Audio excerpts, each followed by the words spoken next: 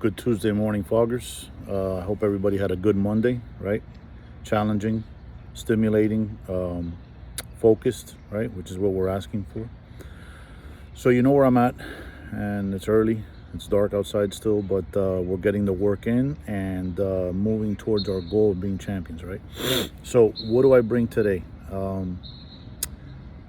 Surrender. Surrender is overlooked a lot of times.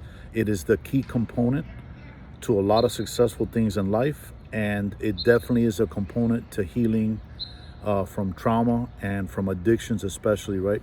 If you remember when I mentioned that I was going through my alcohol addiction, the frustration of every day telling myself, okay, today, listen, that's it. This is going to stop here. It's never going to happen again, right?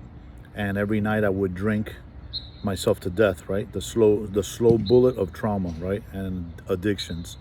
So, I thought the key thing that comes into addiction and the shame is that we think we're in control of so many things of our life, but we're not. And as first responders, especially as a male, right? An alpha male, I tell people what to do, how to do it, when to do it. I gave orders to my squads, right? And what to do. And yet I would go home and I was unable to stop drinking. And if you remember, I in previous videos, I mentioned that towards the end of my addictions, when I knew that I was going down that hole and the suicidal ideologies, it wasn't like I didn't want to make it like that's what was going to happen, but it was definitely becoming an option. And so your decision to commit suicide and your frustration and your shame from addictions is long-standing. You don't make that decision overnight. It's a long-standing vicious cycle that we have in our lives, right? Trauma, issues, whatever it may be, stress. And I remember that I prayed once to God and I said, listen, make the alcohol taste bad. And guess what? He did. And guess what? I drank it. Because that was not surrender. That was just asking for help, but with my parameters. And my parameters really didn't matter, and they don't matter, right? And it wasn't until the day that I knelt down and I said, listen, I just can't do this anymore. And I threw it up in the air and I said, you know what? I can't do this. It wasn't like, this is what I'm going to do. I can't do it. So do with me what you want. And that was the day that my healing began, right? And I never craved alcohol after that. Remember, I had fallen back and stopped before briefly and tried again, but those were all on my parameters, and that doesn't count. Surrender is key in everything. And I'm going to leave you with this story. It's been on my mind for a while to share with you guys, and I think today's a good day to share it. I remember getting dispatched to a call. I was a sergeant. It was towards the end of my career, and it was an overdose, right? A young woman, full-term pregnancy, or just about full-term pregnancy. She had a big belly on her, and she had overdosed on heroin. And I saw this fire rescue crew work this girl. I followed them to the hospital. We held open intersections because upon contact with the doctor at the hospital, you have to make a decision if that fetus is viable or not. And if it is, you have to do everything you can to get that fetus to the hospital in order to deliver, right?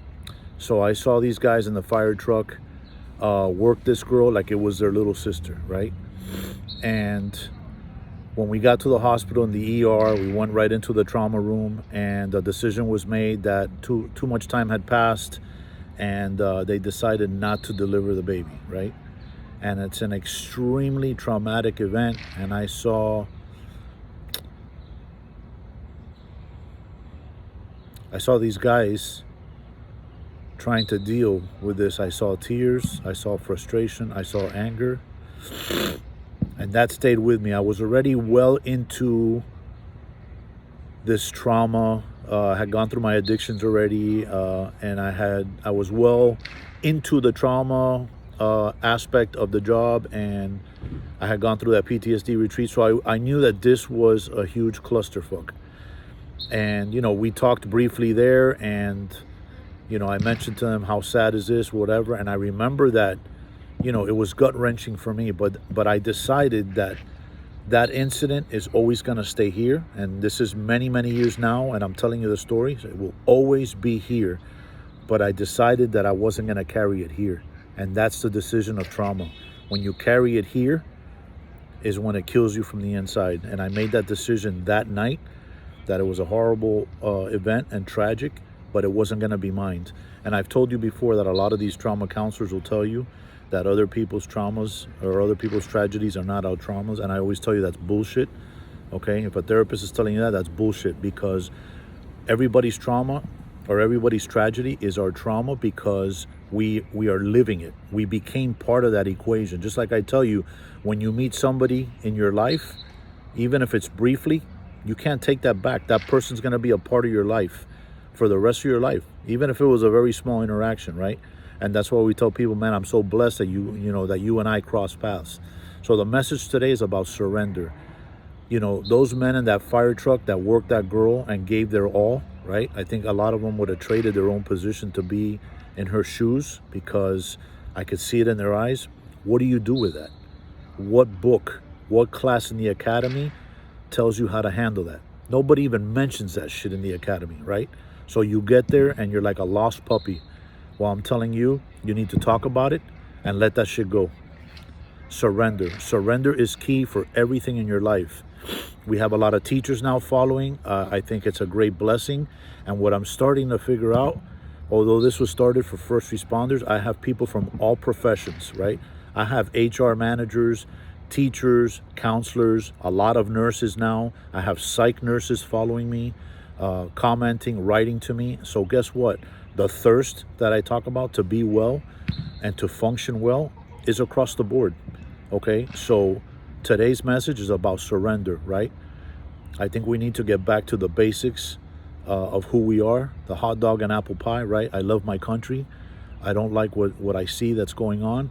A lot of prayer and surrender in our life is how we're going to get through this, right? There's a lot of dysfunction going on in our country. Our own country right now is acting dysfunctional. And, yeah, we don't get into politics here, but it's key, because there's so many things going around us, and the increase in what we call that fog and that noise in life. So it's very distracting. Remain focused on your goals, on getting better, on who you are, functioning, create your own little world. Nobody has to understand it but you. And that's the key message today. Surrender. It's very difficult to do, especially as men and first responders. But thank you. And to those fire crews that are out there, we have the best fire rescue in the country. I'll put them up against anybody, okay? Thank you for what you guys do. Men and women, thank you, all right? We owe you everything. I know that when you're on the scene, shit gets taken care of. So thank you guys, to my fire and my police family.